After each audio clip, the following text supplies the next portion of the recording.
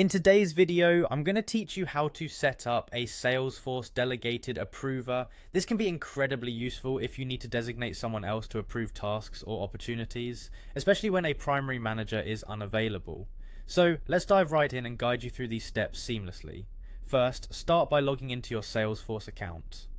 Once you're in, you'll want to find the gear icon, which is located in the top right corner of your screen.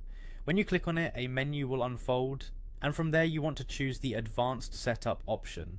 This will take you to an area with more configuration options, which is where we need to be for today's task. Now, once you're in the Advanced Setup area, you'll notice a search bar labeled Quick Find.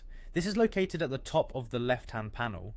In this search bar, simply type in Users. This handy tool will quickly filter through the options, making it much faster to locate exactly what you need. After performing this search, you'll see a list appear with various options. Go ahead and click on Users.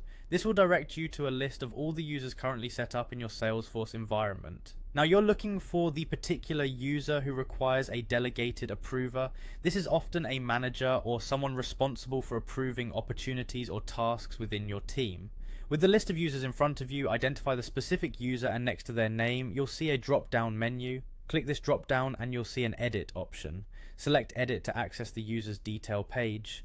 This area contains various fields and settings specific to that user account. While in the user's detail page, you need to locate the field labeled Delegated Approver.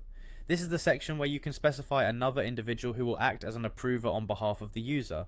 To do this, choose another active user from your system. Be sure it's someone with the appropriate authority and access needed for your organization's workflow.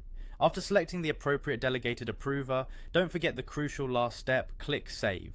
Saving your changes ensures that the delegation is properly recorded in the system, and your selected approver is now in place to handle approvals as needed.